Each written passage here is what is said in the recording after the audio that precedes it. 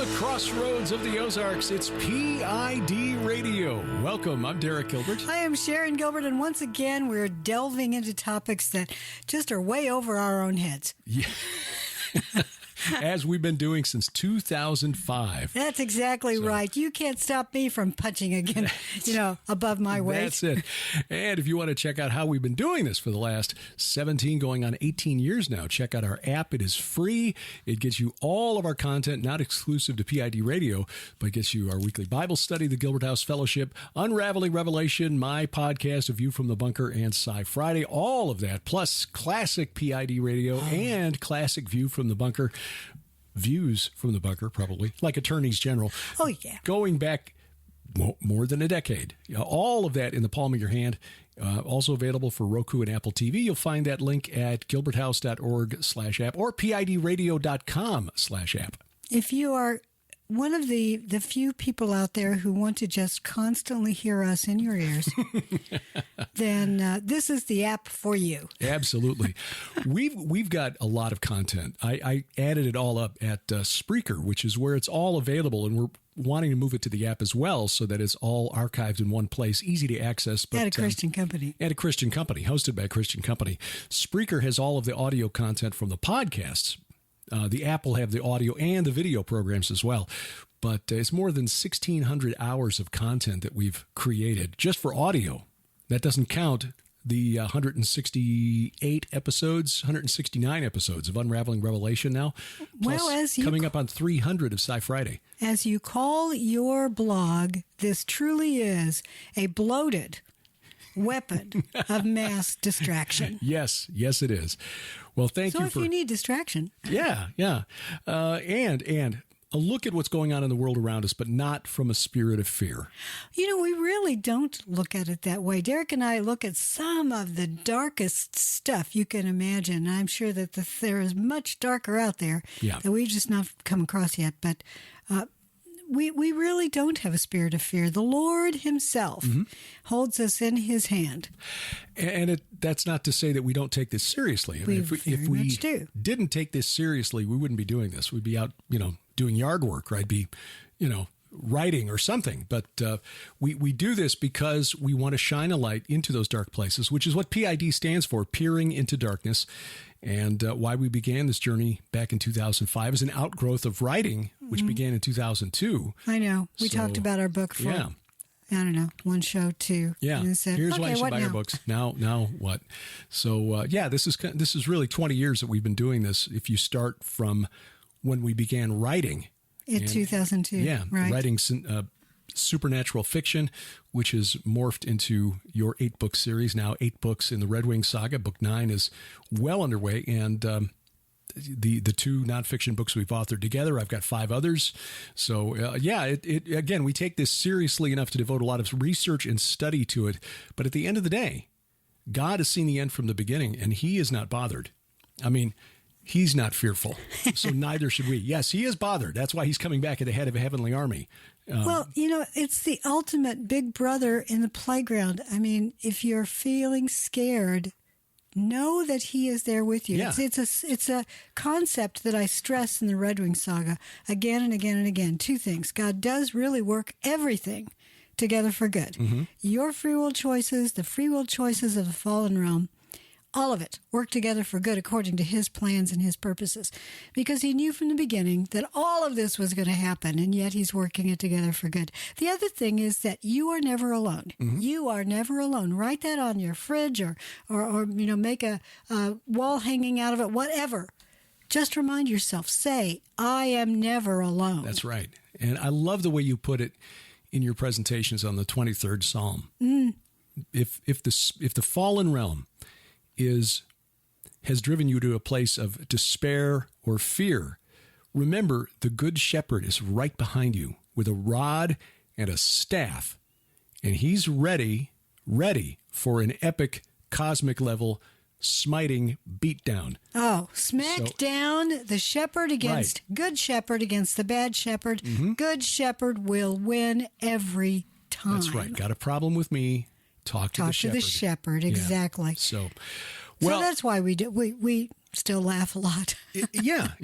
And so again, don't confuse our joy and the happiness that we feel for a lack of concern with what's going on around us. We do see what's going on, and it's very easy to, and you wisely talk me enough to ledge every now and then when I start getting wrapped up in the political game, and really it is a game because contrary to what the corporate media would like us to believe, I mean, it was pretty obvious to anyone with impartial eyes to observe what happened in the last election, the presidential election at least, statistically improbable. And I'll leave it at that because I don't want to get the channel pulled. No, but more than that, that's not the point. But the point is that that's not where our efforts should lie. But the media deliberately portrays this like presents it to us as though it's some sort of athletic contest. Exactly. By the way, scoreboards and the fact that you had to say we don't want to get canceled in any way, that's why you really need to download the app. Yes. It isn't so that we don't make any money on that app. It's seriously, we pay this Christian company. They provide so many wonderful services, including storing all of our content. So we know it is safe there. Right. If you want to make sure you never miss anything we talk about, Skywatch TV talks about, L.A. Marzulli talks about, there are so many ministries that are using this company. It's called Subsplash. Mm-hmm. Yeah, L.A. Marzulli's app is there. Skywatch TV, as you mentioned, Prophecy Watchers. A number of other ministries that Doug Hamp is using it. Ken Johnson uses it. So there are many others who are using it as well. And because it is a Christian company, they are not going to censor us. We're glad to be on Mars Hill for now. We really are. We need to be there. And so that's why we try to be careful. Just because we don't say something, don't assume that we don't think about it. Yes. Trust me, there are a lot of things that we consider. But getting back to what you were talking about, you and I both discussed, this is political. Both of you have discussed, written about the Great Reset. So this is topic number 1, PID Radio this week. The Great Reset has, in its simplest form, the World Economic Forum would like to sort of go back to the beginning. They want to just render everything null and void that is currently existing in our geopolitical structure and begin again, which is supposed to somehow lead mankind to this golden realm, this utopia moment. No, that isn't going to happen. But it's become very fractured. Those participating in that Great Reset, they don't all agree on how it will be implemented, nor do they agree on who will benefit. Right. And there's a good story on this at the American Thinker online, AmericanThinker.com. It's a good op-ed site, but a good news analysis site from a conservative and often Christian point of view. The rise of China, and we wrote about this in Giants, Gods, and Dragons, in the section on the rider on the black horse.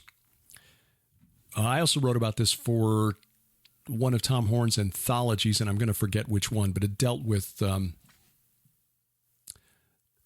want to say it was, the one with saboteurs, I think. Okay, so you're talking about a multi-author book, not a fiction anthology. Correct. Most of us, when we hear anthology, we think fiction. Ah, gotcha. Dealing with the rise of China and its emergence as a global powerhouse, Lieutenant Colonel Robert McGinnis has written a couple of books that I would recommend on this particular subject. His most recent is Kings of the East, which obviously is a reference to the book of Revelation, the Kings of the East, the 200 million, army of 200 million, but also Alliance of Evil, which deals with the growing alliance between Russia and China. China started on its road toward economic power about 50 years ago when it began to open up after the death of Mao Zedong. And they began to partner with the World Economic Forum and a much younger Klaus Schwab. And Nixon went in and opened up China to the West. And so the thought was, and we in America should learn this by now after our experiences in Vietnam and Afghanistan and Iraq, but we should have learned from this before we got involved with China and trying to nation build in China. If we open them up, we show them the benefits of Western capitalism, they will just want to be like us, and they'll be open to us. And plus, we'll get 1 billion new customers for our corporate businesses here in the U.S. That's not what happened, and it's not what's happening. It's the opposite. It's the opposite, happened. right? China is now running the show. They are running the World Economic Forum. They're socializing the West. Exactly. And they're doing this through a variety of things. First, they've stolen our industry with the collusion. I can't blame this on the Chinese, through what Colonel McGinnis calls, it's a term that he and other analysts in that realm, geopolitical realm, use, called elite capture. Mm-hmm. They find people in positions of authority who are willing to sell themselves for their own personal benefit and sell out the people they're supposed to represent, which is us, the American taxpayer. And that moved a lot of our industrial and manufacturing capacity to China to save a few bucks and increase profit margins for these corporate entities here in the West. They're also doing it through things like the 1,000 Talents plan, where they are co-opting intellectual property and research paid for by American taxpayers from our universities, Canadian universities, UK universities, and sending it all back to Beijing. China has much higher, and this is a nice way of putting it, social cohesion than we do in the West. And they achieve that by... leader. Yeah. They do that by enforcing uniformity and conformity. The old saying in the Asian East that the nail that sticks up is the one that gets hammered. It's, not an exact translation, of course, but basically independent thought is not encouraged, especially in China. It's group thought. Yeah. And they also don't appreciate diversity. Just ask the Uyghurs in the West, in Xinjiang province, how, the Han Chinese who dominate Chinese politics appreciate diversity. That really should disturb you when you see elites here in the West hailing China. Oh, their response to the pandemic has been wonderful. Yeah, because that's what they want to do here. That's the World Economic Forum's idea. Mm-hmm. They want to impose Chinese-style socialism, social credit scores, and central government control over everything, including your currency. China's already rolled out its digital yuan, digital currency, which the Federal Reserve Bank in New York is now has just launched a 12-week trial run with some pretty big players. That's what they want to impose on us. The thing that the Western elites, the globalists behind the World Economic Forum, don't seem to understand is that China is not a partner with the World Economic Forum here. It's been using the World Economic Forum for the last 50 years to leverage, it's leveraging the World Economic Forum to increase its own economic power. And when it no longer needs the WEF anymore, it's like over the side it goes, and China becomes the world's dominant global power, which will probably happen before the end of the 21st century. So they're not in agreement with Schwab, are they? They are not. They are using Schwab insofar as they see benefit to themselves in gutting the Western middle class. What about Russia? Russia is been forced into China's arms by this long-running geopolitical competition between North America, or let's say the Anglo-Saxon West, the UK or Britain, specifically England, Canada, United States on the one side, and our allies in Western Europe to a lesser extent, and Russia on the other. And this goes back years. You know this from your research for the Red Wing saga, that the competition between the West and Russia, which resulted in the Crimean War and that horror show, continues to this day. It's never really ended. It just has flare-ups here and there. But at the end of the day, it comes back to whatever the god of, and that's small g, by the way, of the UK is on the one side, of England on the one side, and the god of Russia on the other, assuming they're two separate entities and not one entity that's just pitting those two sides together for the purpose of divide and conquer. Well, the West called it the Great Game, but Russia referred to it, and I'm probably mispronouncing this, Turnier. It means Game of Shadows, Tournament of Shadows. Ah, I like that. That'd be an excellent book title. Well, I've thought about that. Yeah, and it has been. But yeah, Russia and China have not historically been on the same page with regards to communism/socialism, whatever you want to call it. In fact, they've been very much opposed.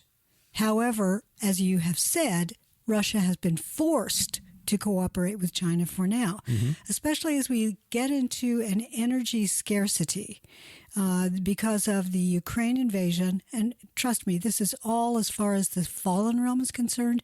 This is their way of achieving that moment when they're ready for the return of Christ. The fallen realm are aware of biblical prophecy. They understand, and they believe, I can see this. I can just see it, that they understand he's coming very, very soon because they can read the signs.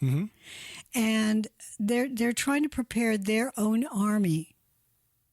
It's the prelude to that moment when the frogs, if you want to put it, come out of the mouths of the Antichrist and the false prophet and the beast, and they go throughout the world to gather a great army that will move into Jerusalem to fight the return of Christ.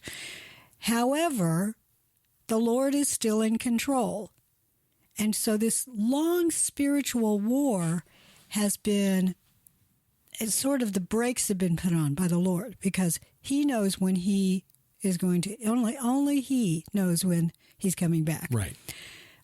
It's interesting to watch the fallen realm and their theopolitics move chess players, humans, all over the globe, getting things set up. Oh, rats, not yet. Okay, move this one. Oh, rats, not yet. Okay, this one.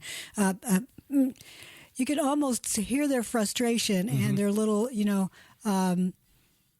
slide presentations at the fallen realm conventions and their equivalent of the TED Talks. The dead talks. They sit there and they go, well, I'm pretty sure I've been watching this, and I think I can see that he's going to be coming back on this date. That date goes by. Yeah. That century goes by. You have to think that 100 years ago, they must have thought time was really, really short when we got past World War I. 200 years ago with Napoleon. Sure. And then World War II comes out and emerges, and Hitler takes the world stage, and they may have thought that he was the one, their man. World War I was being set up for the previous 50 years or so. In fact, in some ways, it was an extension of the Napoleonic Wars. The sick man of Europe, if you want to call it that, the Ottoman Empire, they were dying. They were crumbling into dust because the Ottomans were losing control of those satellite nations that very far away, and it's very difficult to govern them because they are so far away. And back then, they didn't have airplanes. They didn't have the internet. Right. In fact, for a long time, they didn't even have the telegraph. So instant communications didn't exist. But in many ways, the actual trigger point, as we look historically, World War I is always said to have begun when an archduke was killed. That was set up for weeks, if not months and years in advance, because it was orchestrated by a man who went by the pseudonym of Apis. As in the Apis bull of ancient Egypt. Yes, indeed. Interesting. Yes, indeed. He was the head of the 10-member, if you want to call it the round table, that ran the Black Hand Secret Society. Oh. They were the ones claimed responsibility for the assassination of Archduke Ferdinand, right? Yes, they did. They had little sleeper cells that were 4 to 5 people. That was it. So you couldn't know, left wouldn't know what the right hand was doing. But this Black Hand, I think they were also called unification or death. Clearly not in English, but that's what it roughly translates to. I would argue that those secret societies, and some I've not found really good, clear scholarship on it, but it appears that secret society also had secret activities that may have involved ritualistic behavior. So that gets into Red Wing Saga territory. Yeah. But making a note. Well, I think that the fallen realm have always had what we would define as secret societies working with them. And that's why I write that in the Red Wing Saga, that these fallen realm entities are working through the humans to put their little pieces into position ready for the return of Christ, which gets us back to the World Economic Forum. I don't think that the humans most of the humans involved in that are aware that they're being used like pawns. Agreed. Maybe it's possible some do, but I would argue that most of them don't, if not all of them may not. Yeah. No. But they are being used. Yeah. And China is being used. Russia is being used. The United States is being used. So when you see, when you only look at politics, you run a risk of wanting to get out on the ledge, so to speak, and just freak out. Missing the big picture. It's watching how the pieces are put on the board those are just the shadows of the real conflict that's taking place in the spirit game realm. Of shadows, the tournament of shadows, exactly. Right. Well, you just come up with the title for this episode, Tournament of Shadows. There you Making go. a note. Notes, I got notes. Yeah, we'll make notes during the episode. It saves on post-production time. You're using a pen and paper. I am. Oh, How yeah. old-fashioned are you? You never know. The internet could go out at any minute. But, it will be interesting to see how this plays out, because as the fundamental difference between the West, and this article is written by Robert A. Taft, by the way, if you want to look it up at AmericanThinker.com. He analyzes American Thinker. Yeah, I slurred. The pancakes this morning. I'm just on a sugar Blueberry pancakes. Nom nom. So they were healthy, right? Oh, yeah. With the blueberries? Yeah. That's right. Antioxidants. Oh, yeah. Right. Just because they were in a simple, carbohydrate substrate. Yeah. A matrix, if you will. A matrix. But we did top it with maple syrup, so actual maple syrup. Real maple. So no high fructose in this household. No, we don't do that. 4 main differences between the West and the East is how the globalists are trying to break this down. And this is where China and the globalists of the West, the World Economic Forum, will split. Number 1, the environment. We are kneecapping our economy. Europe is kneecapping its own economy over environmental concerns. China, on the other hand, has an economy based on carbon that will continue to be based on carbon for the foreseeable future. It emits about 27% of the world's carbon dioxide, which is more than the EU, the United States, and Japan combined. And they don't care because it's a cheap, inexpensive source of energy. But they're countering that. China now has a rocket designed to operate on methane. Now, the question is, does that mean that they have a couple of cows on there with some, stuff to eat, a contraption, contraption hooked up. Okay, food production is second. Again, the West trying to come up with more bioengineered foods to get around the production of cattle, which is good because the Chinese will need them to, fuel their rockets, while we'll be eating crickets instead of beef. No, thank you. Global currency and global governance. Basically, the East, that's China, Russia, really BRICS. They've BRICS Plus now. Explain that, BRICS. Brazil, Russia, India, China, South Africa, and then the plus is Saudi Arabia and perhaps Venezuela and Iran. That's about a third of the world's GDP, about 40% of the world's population right there. And they are not on board with the whole war in Ukraine. They are basing their economies on what the West used to do, which is an industrial capitalism sort of model, even if it's centrally controlled in the case of Russia and China.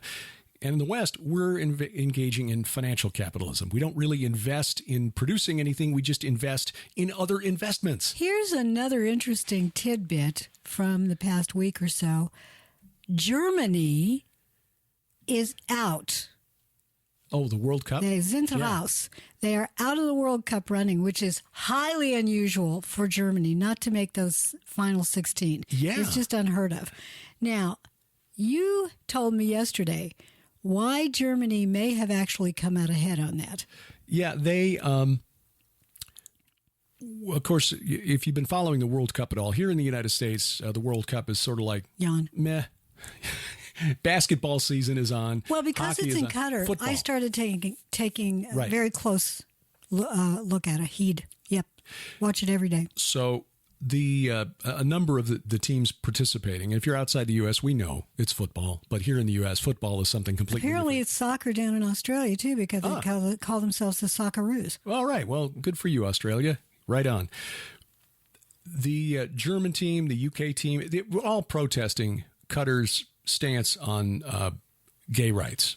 Okay. And the government of Qatar has not been very supportive of the rights of the soccer teams and the players to express their opinions.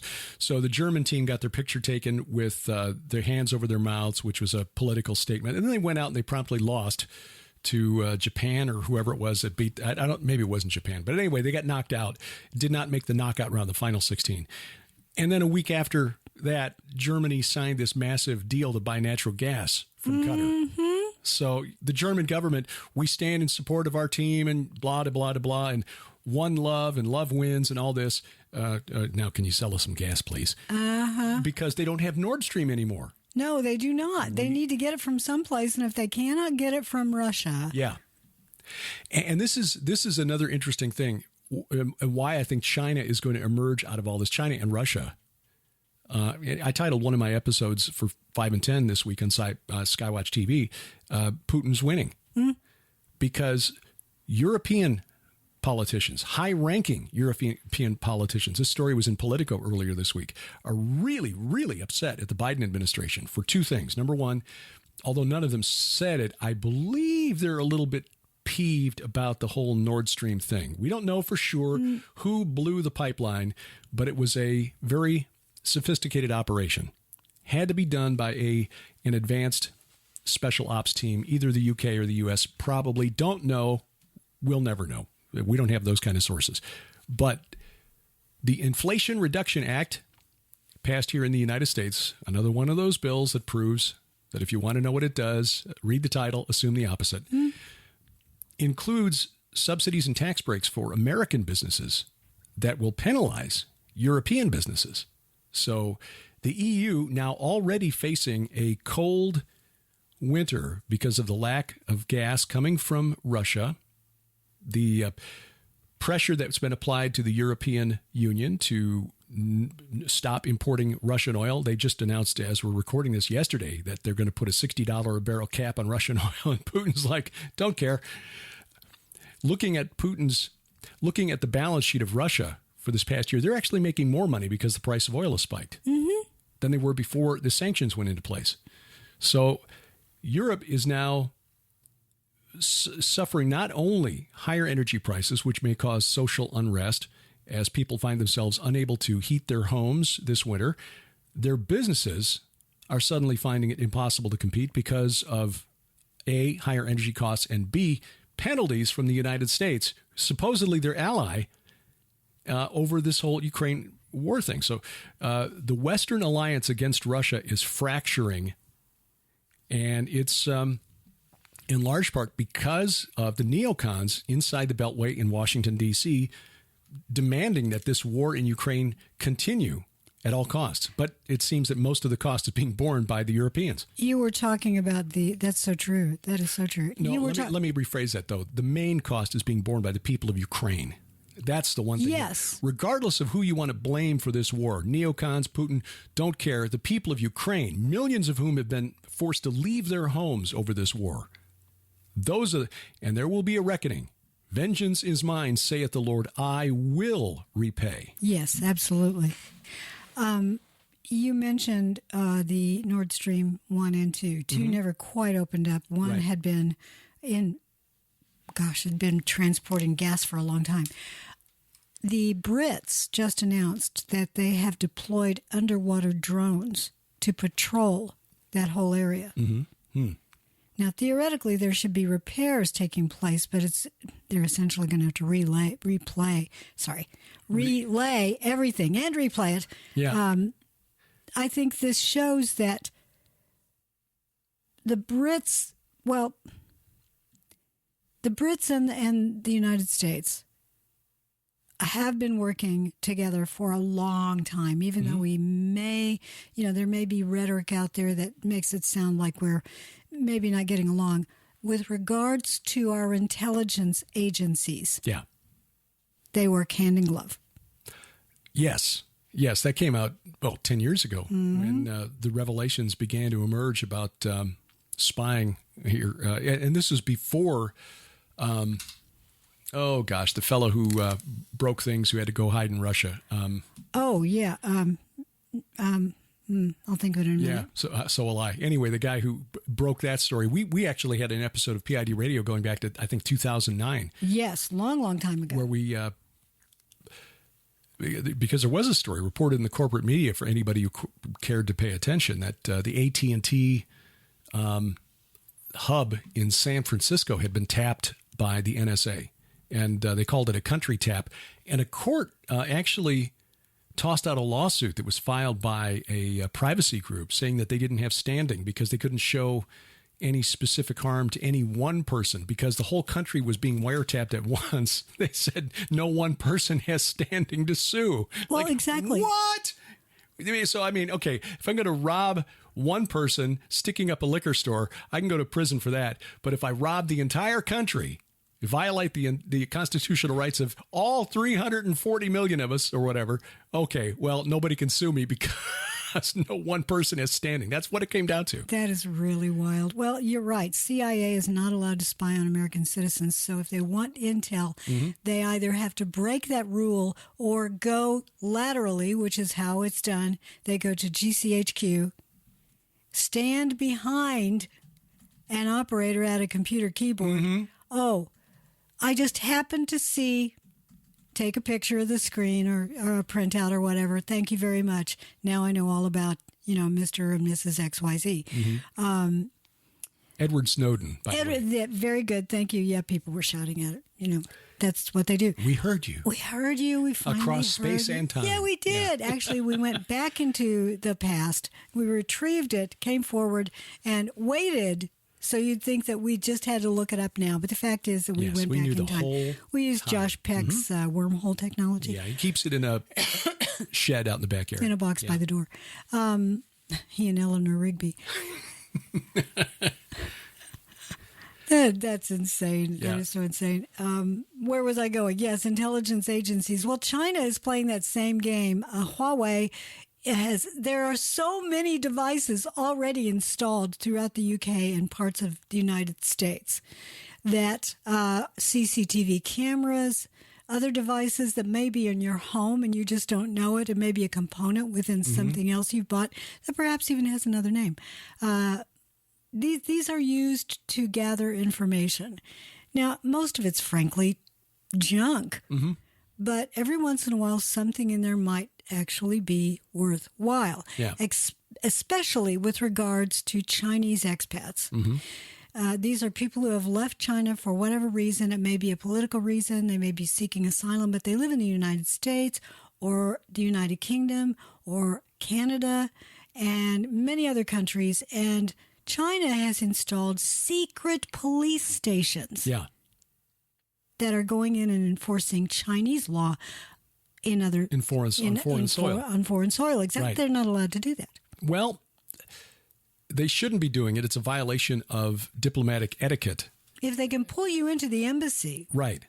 And that's where many of them are. Yeah, and the embassies are there to handle the needs of expats in other countries. Like if you need to renew your Chinese driver's license, you go to the embassy in Amsterdam. Yeah, or the consulate. Or the consulate if it's not a national capital. But they've opened these secret police offices in a number of them in Europe. I know that there are several in Canada. I think there were like 3 or 4 in Toronto, but there was one in New York City. In I think it was Brooklyn. It was above a noodle shop, stereotypically enough. But man from Uncle, it's in the dry cleaners. Yeah, Del Floria's. But they didn't ask permission. The Chinese government didn't ask permission. They just did it. And then when they were called out on it, for example, in the Netherlands, they called the Chinese ambassador to explain, and they tried to say, well, these are there to just to offer services to Chinese citizens. But again, that's what the embassy and the consulates are for, to do that sort of thing. You got a legal issue back in the home country you need to resolve. You go to the consulate, you go to the embassy. You don't go to the secret police station. They really were there to ride herd on Chinese communities of Chinese expats living abroad. Yes. Well, China has also been buying up land and buildings close to sensitive locations. Yeah, talked about that on Skywatch TV some months ago, in fact.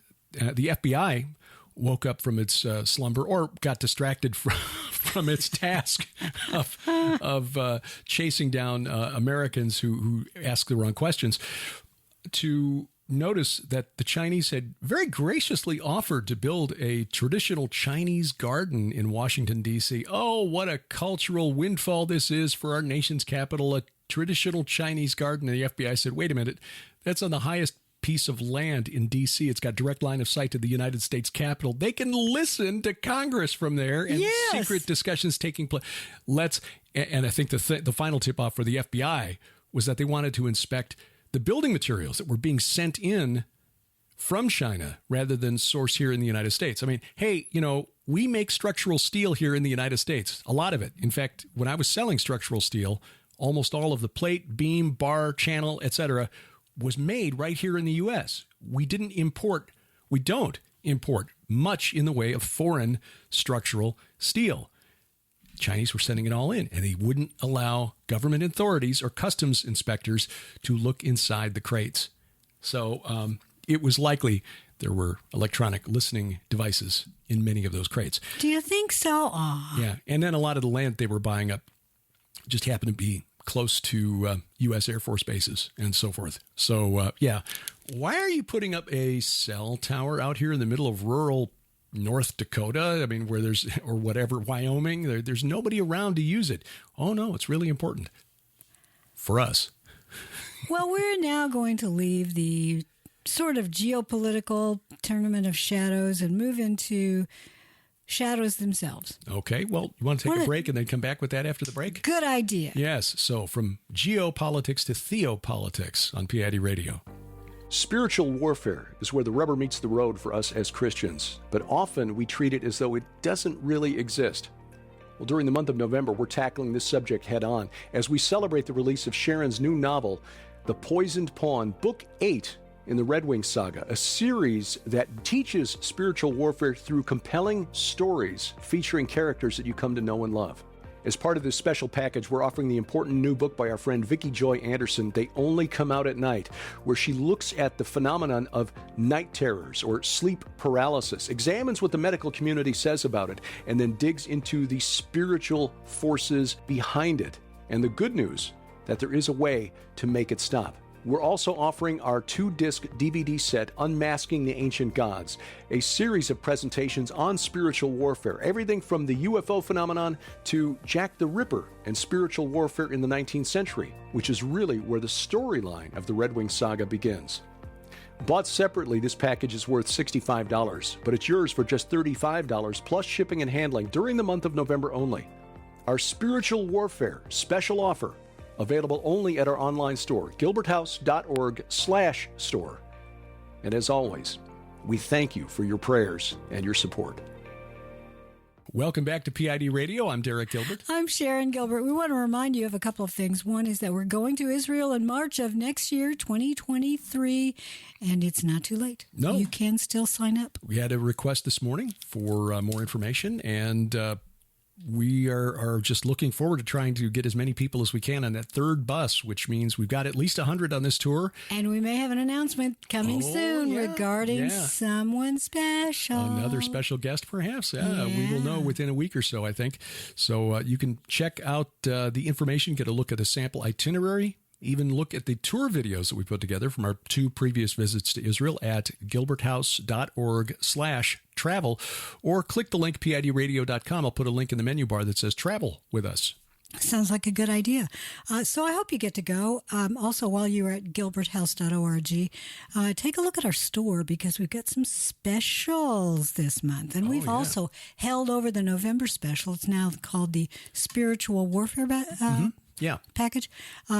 Because it includes Vicki Joy Anderson's amazing book, very useful book, especially if you have kids and grandkids in your house that say that they're seeing things or having bad dreams. Yes.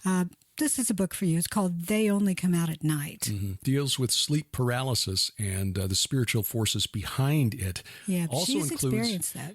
She continues to. Yeah. It is an area where the enemy continues to attack her, but she's been prepared for this particular topic. And what's really interesting is that she's getting a lot of interview requests from non-Christian podcasts and media outlets that are curious about this. And so she's had the opportunity to witness and share her experiences as a Christian in how to deal with this. So God has opened some doors here. And in the book, she includes some very practical steps and also some helpful prayers or prayer suggestions.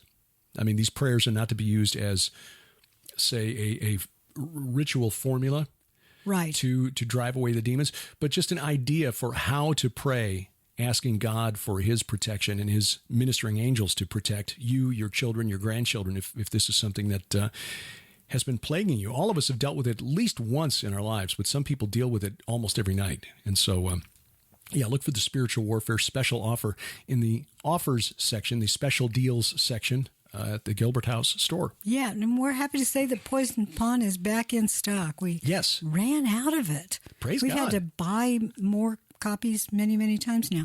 Thank you, Lord. Getting to the idea of the tournament of shadows and shadows themselves, I found an interesting story a couple of days ago regarding a priest's comment.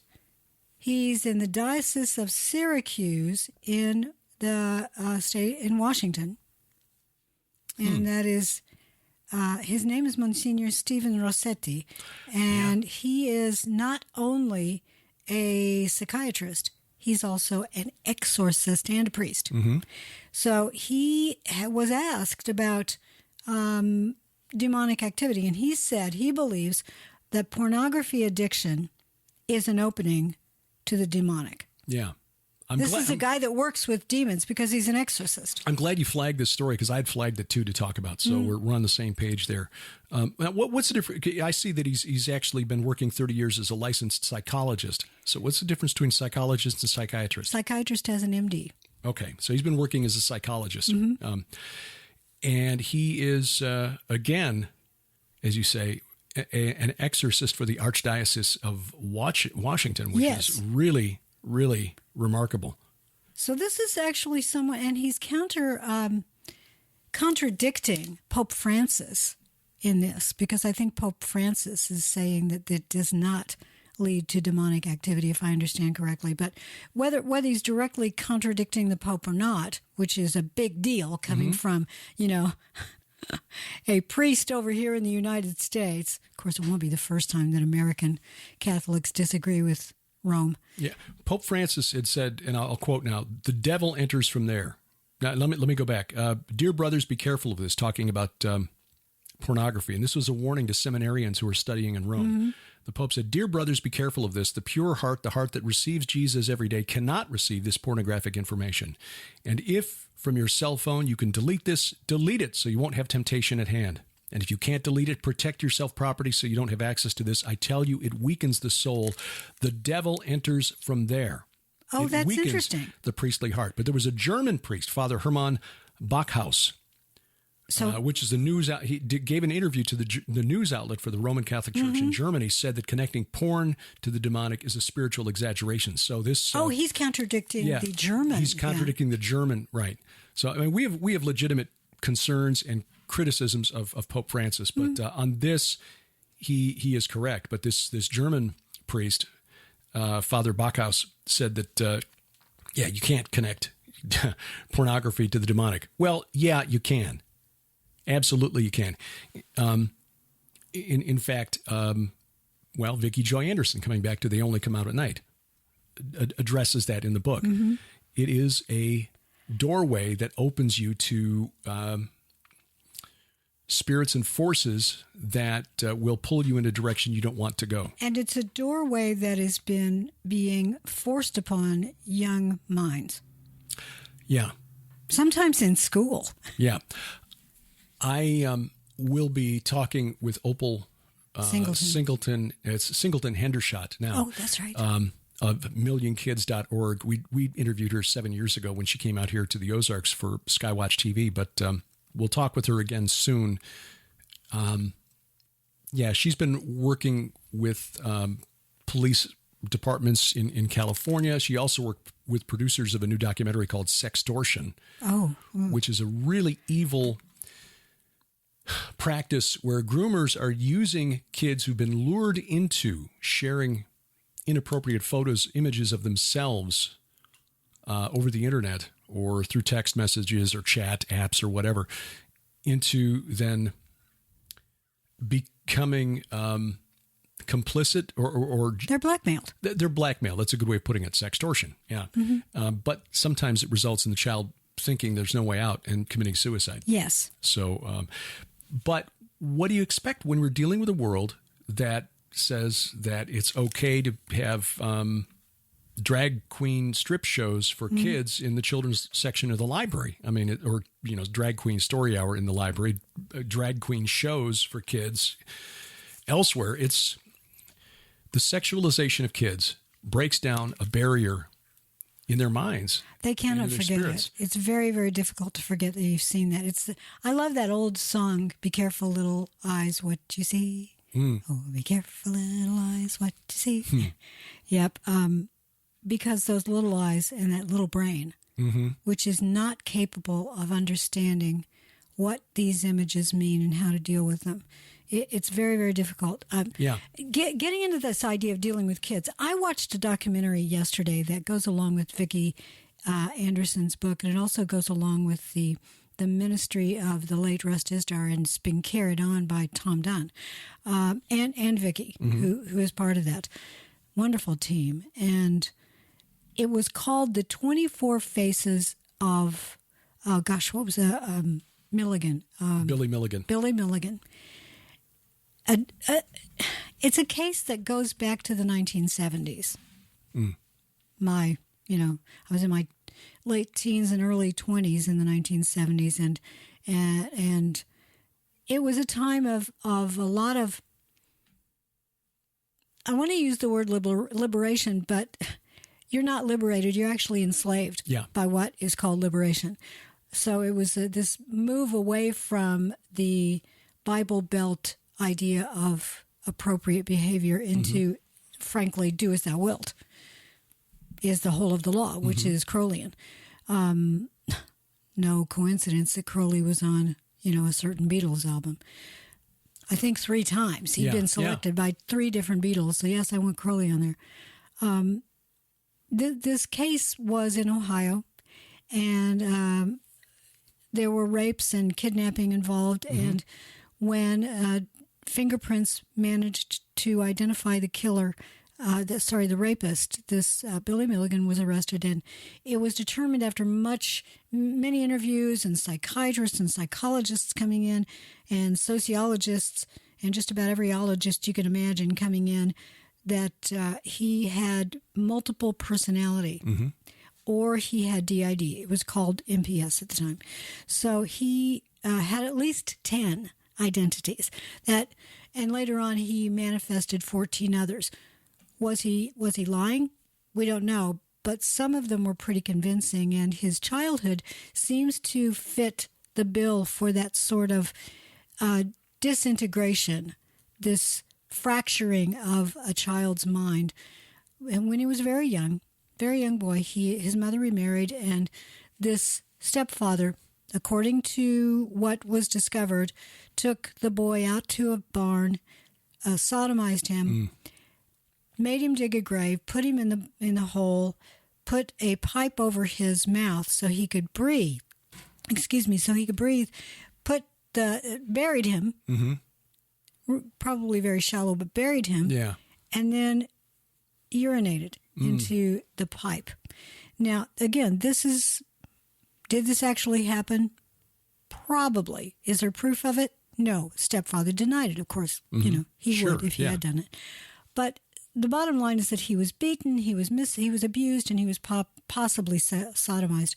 Those are the kinds of activities on a very young mind that will simply fracture it. I would argue that these pornographic educational moments will have a very similar effect in a very young mind. They won't know how to deal with it, and therefore, in order to forget it, they may manifest what's called by psychology another personality.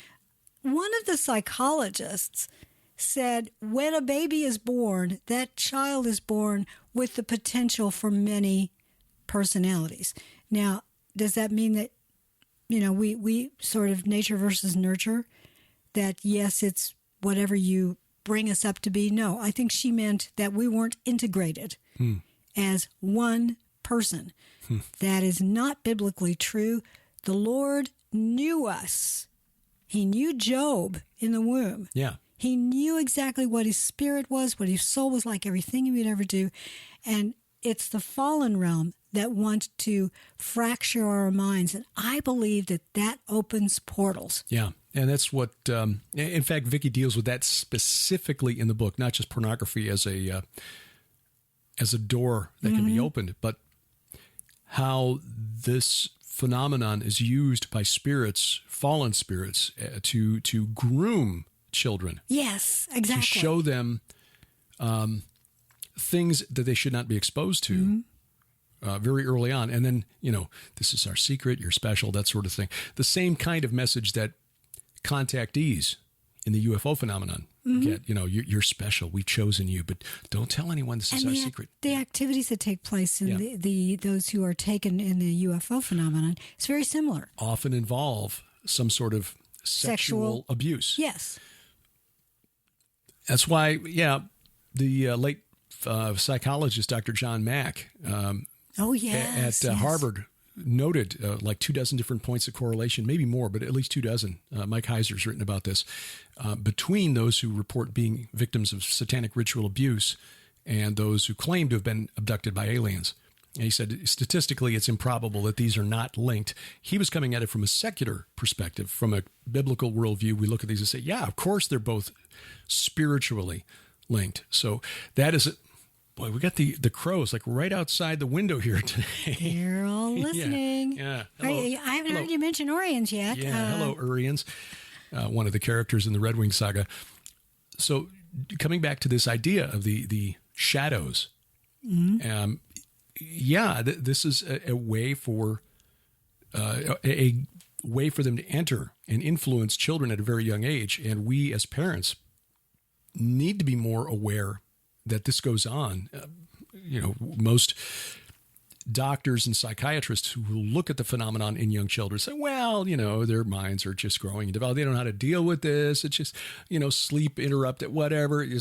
It's all medical. Give them more melatonin or whatever.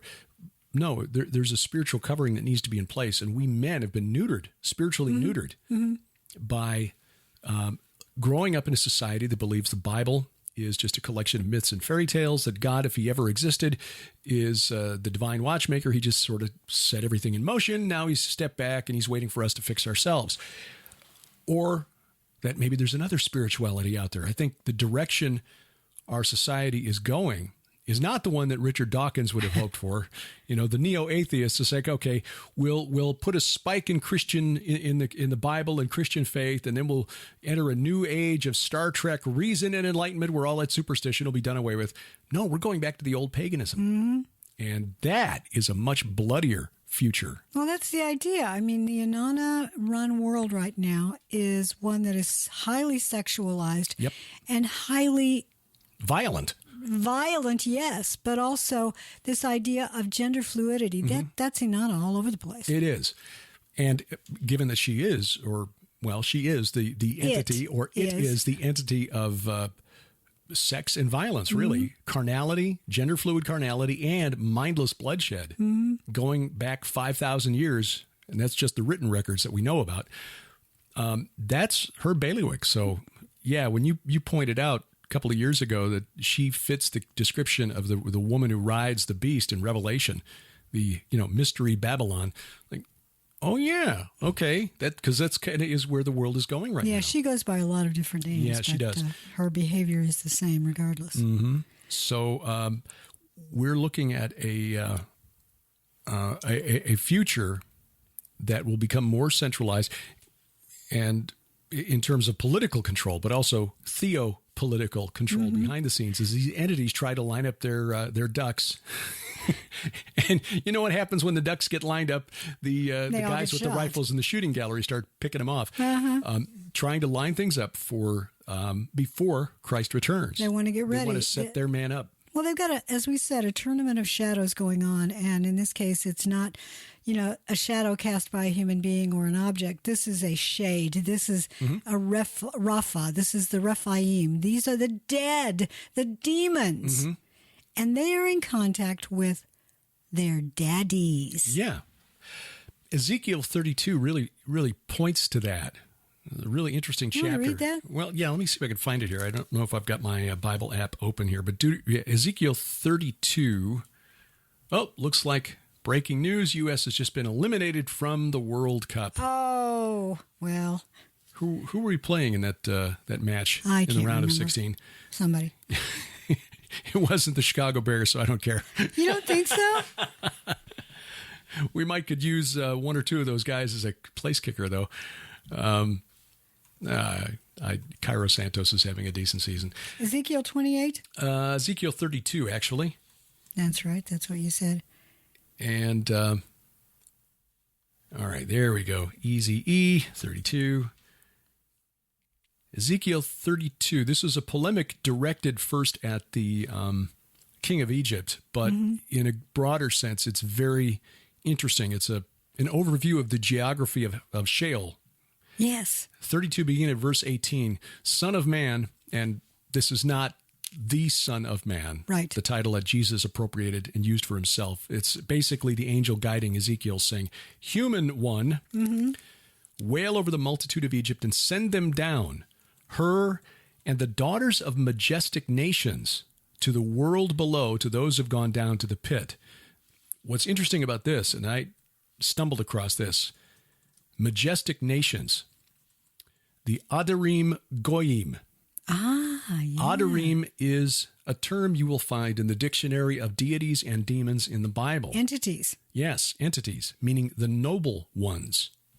This shows up in the Ugaritic, some of the Ugaritic texts as entities in the netherworld. So the Adarim of the Goyim, Adarim of the nations. In this context, since he's talking about Sheol and the Rephaim, it's really significant. Send her and the daughters of, Adarim Goyim, to the world below, to those who've gone down to the pit. Whom do you surpass in beauty? Go down and be laid to rest with the uncircumcised. They shall fall amidst those who are slain by the sword. Egypt is delivered to the sword. Drag her away and all her multitudes. Here we go, verse 21. The mighty chiefs shall speak of them with their helpers out of the midst of Sheol. The mighty chiefs is, let's see, the the Gibborim Ele. And so you might translate that as the chiefs of the Gibborim. But when you look at the Septuagint there for verse 21, that's what I'm looking at. It's pretty clear that they're talking about the giants. And the giants will say to you, come in the depth of clamor. Then whom are you mightier? And descend and sleep with the uncircumcised in the middle of those wounded by swords. The mighty chiefs shall speak of them. No, the giants will say to you. That's in verse 21? Verse 21. Now, I'm using the Lexham English Septuagint. I was going to say, Brenton does not say that. Brenton's actually in verse 19. They shall fall with him in the midst of them that are slain with the sword, and all his strength shall perish. The giants also shall say to thee, be thou in the depth of the pit, to whom art thou superior? Yea, go down and lie with the uncircumcised. In the midst of them that are slain with the sword, there are Ashur and his company. All his slain have been laid there. Right. And I argue in the second coming of Saturn that Ashur, it says Assyria in the Bible, but Ashur can mean Assyria. No, this is a proper name. This is Ashur. This is that entity. Right. Yeah. Ashur was just another name for Enlil or El or Molech. But when you go down to verse 27. Saturn. Yeah, Kronos, Shemiyaza, Second Abaddon. Coming of Saturn. If you want to know more about that topic, you can look for Derek. By the way, there's a 5 Derek book offer in our store. Oh, all the nonfictions. Yeah, all the Gilby nonfiction, Derek P. Gilbert. But yeah, that Ezekiel 32. And then you get to verse 27. And again, it's clear that he's talking about these demonic entities, the spirits of the Nephilim destroyed in the flood. Verse 27, they do not lie with the mighty. the fallen from among the uncircumcised, who went down to Sheol with their weapons of war, whose swords were laid under their heads, and whose iniquities are upon their bones. For the terror of the Gibborim, terror of the mighty men, was in the land of the living. The Hebrew in the Masoretic text reads Gibborim Nophalim, and that's where you get the mighty, the fallen. Mm-hmm. But there are some who think that was mispointed, should be Gibborim Nephilim. Well, verse 27 in the Brenton Septuagint says, "And they are laid with the giants that fell of old." Right, which shows that even if this argument that the Hebrew is mispointed from Nephilim to Nophalim, it doesn't really matter. The translators of the Septuagint, 200 years before Jesus, they understood what it meant. They're talking about the giants destroyed in the flood, who are now in Sheol, the spirits of the Rephaim, or the mighty men who were of old, the Gibborim. So there you've got this idea that they are in Sheol, and as you mentioned, Asher, verse 22, Asher is there. Mm-hmm. In other words, Enlil, El, Dagon, Molech, Saturn, Kronos, whatever name you want to use for this dude, Shemiyaza, he is there. And it appears that they are able to communicate as we look at the influence that entity still has on the world today. Yeah. The number one cause of death worldwide last year was abortion. So 42 million worldwide. Mm-hmm. So how does that happen if he's chained in the abyss, according to Peter and Jude? Well, how does a mafia boss control action on the streets? Mm-hmm. Minions. Yes, exactly. So these demons, calling them minions, I think, diminishes their true abilities because they have powers far beyond ours.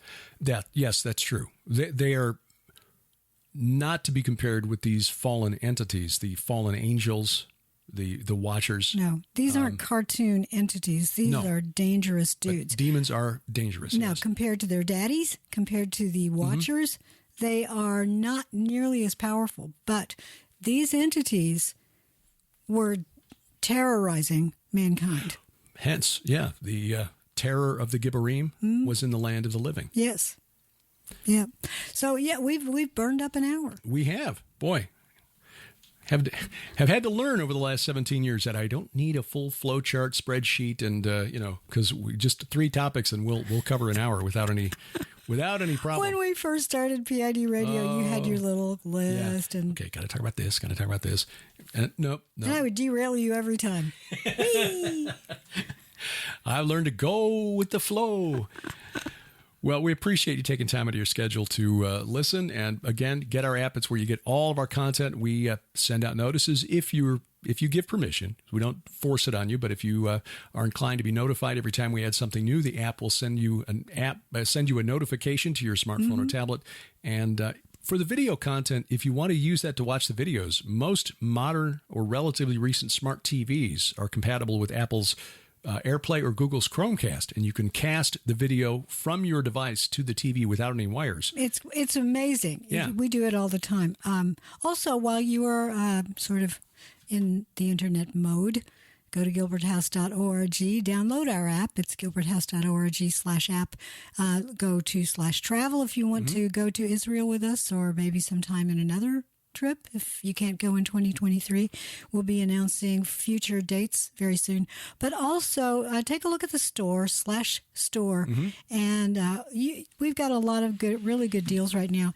And if you are disinclined to use PayPal as an option, we have Stripe now. Yeah, so you don't need to go through PayPal if you're not so inclined. Or you could just send it through the snail mail. We do that too. Yeah, we get orders periodically, and we got the mailing address at the store. We do. By the way, if you send us an order through the mail, please put your email address on there. Right. That way you'll be notified with the tracking information. Yes.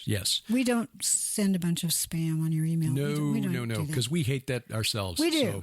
So, but yes, you can get the tracking information that way, so you can see where your order is as it's coming to you. And also, we've got a streaming video site now where we've got a lot of those.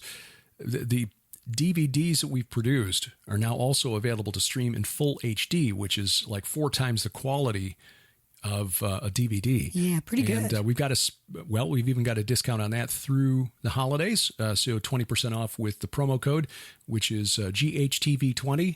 You'll find that link at the store as well, and that'll take you right to the site. So, especially if you're overseas, because shipping a DVD from here to, say, New Zealand costs, but you can get instant access to the streaming video, and you don't have to pay for shipping. Pretty good deal. Yeah, and 20% off. I know, isn't that great? Well, so thank you for listening. Thank you, Lord, for helping us to know what we're talking about most of the time, some of the time. Okay, once in a while.